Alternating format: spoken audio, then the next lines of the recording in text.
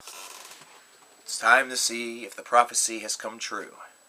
A couple of months ago, I made a video called Rest in Peace Black Veil Brides, stating that Bob Rock was going to be the reason why these guys either shot to the moon and had instant success, brought over tons of different fans from different fan bases, while the other fans, the old fans, would be left kind of confused potentially.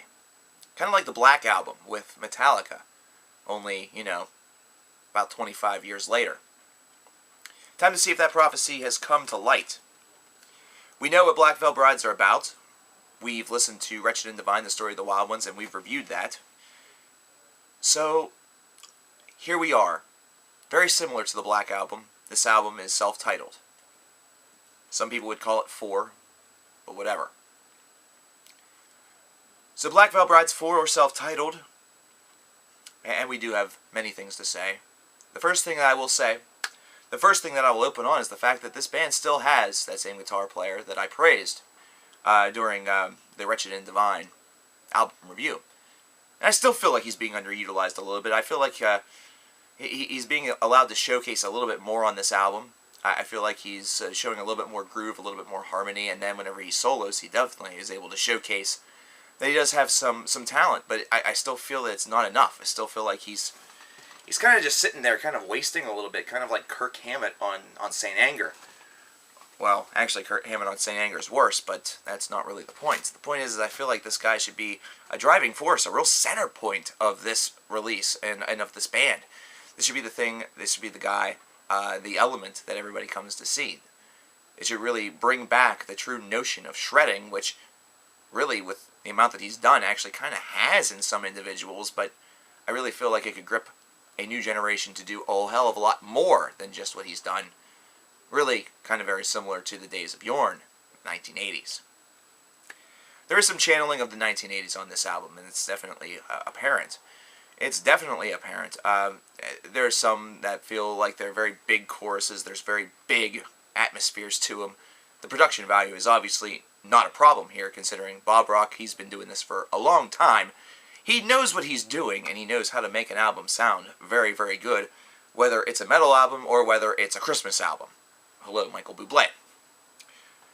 So that's certainly not an issue. Everything is balanced out very well. The equalization is prompt and really at top form.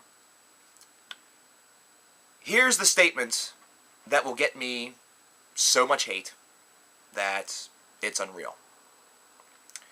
I have understood now, finally, why Black Veil Brides are a band that seem to just shoot to the moon. Maybe not as apparent then, but it shall be very apparent now. Why the Black Veil Brides will actually gain a lot more fans based around this album.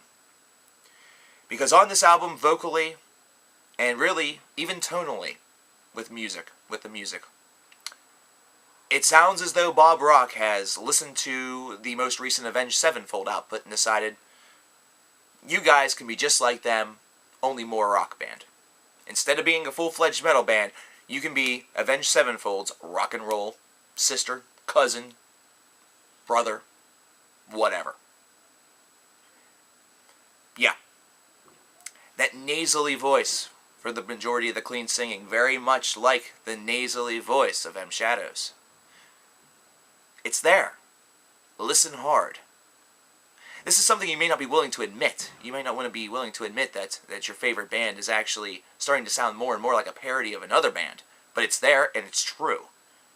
In fact, this is something that's common for this age. This is something that seems to be prevalent in this new age of modern music. There's a lot of nasal in vocals.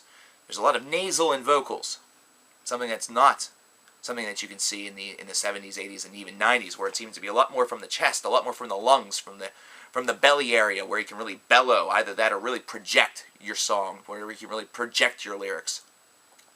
Instead with this nasally register, it's something that kind of keeps you on a lower register. It keeps you kind of down here, and you can't really do much with a nasal bellow. You can't really do much with that. You can't go up very high. Come on in. Yeah, that's about the height, as opposed to somebody who's able to really project more from the belly, more from the bottom here, who's able to really project out.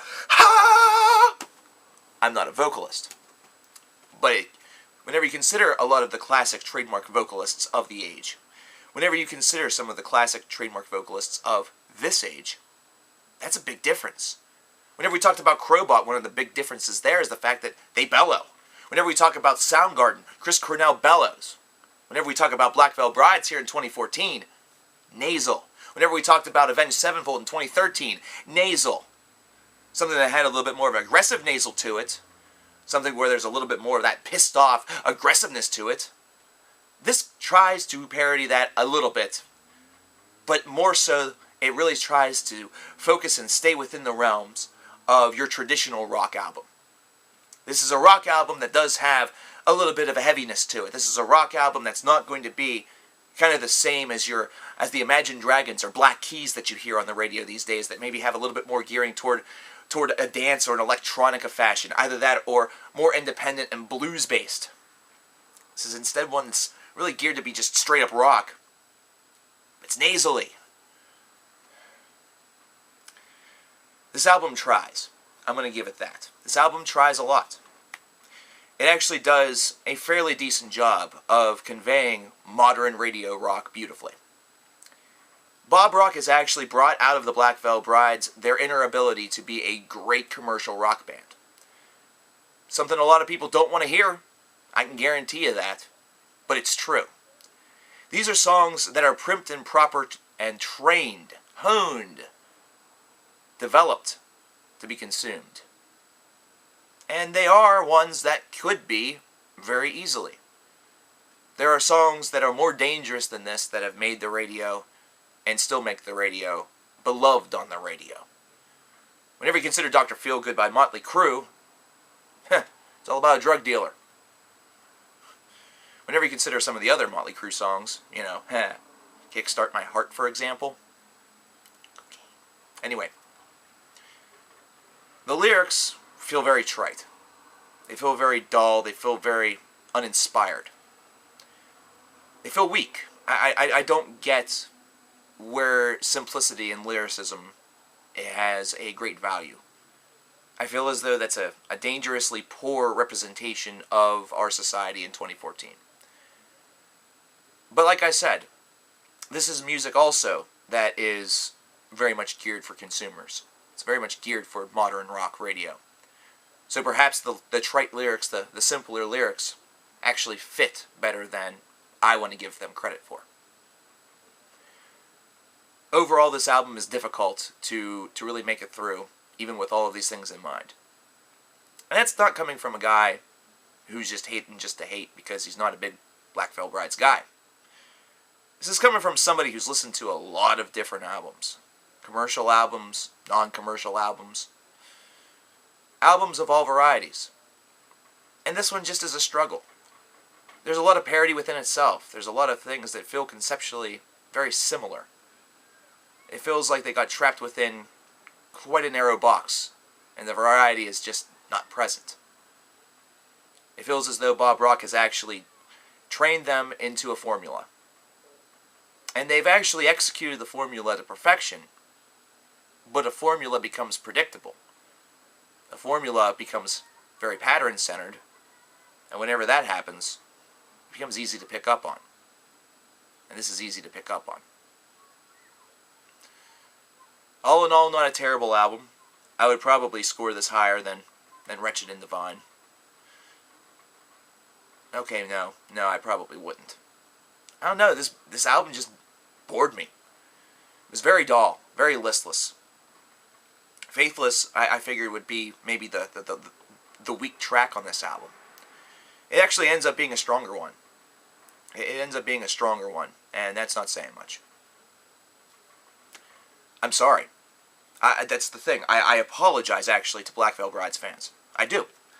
I apologize to you guys because, you're probably viewing this and thinking, if you made it this far, good God, you're probably viewing this and thinking, well, he's just hating again because he just doesn't like the band. I'm sorry. I tried the album. I listened to the album multiple times. I gave it multiple chances. I didn't want the prophecy that I made to come true, and really, to be perfectly honest, I still can't say that it has. But to me, it feels like it has. To me, at least from my personal opinion, I feel like that it has. Like I said, it's not because I wanted it to. It's just that what we got matches what I predicted. That's all there is to it. I'm not actually scoring this, to be honest. I don't recommend it to most members of my channel. Which I didn't need to do because they wouldn't consume it anyway. If you're a Black Veil Brides fan, I highly recommend it because you'll probably enjoy it. Either that or this will be kind of the catalyst for the polarizing argument that will plague the nations, similar to whether or not Metallica sold out with a Black Album. We'll be hearing about it in 20 years. What did you guys think? I'm done talking about this album. What did you guys think? Let me know.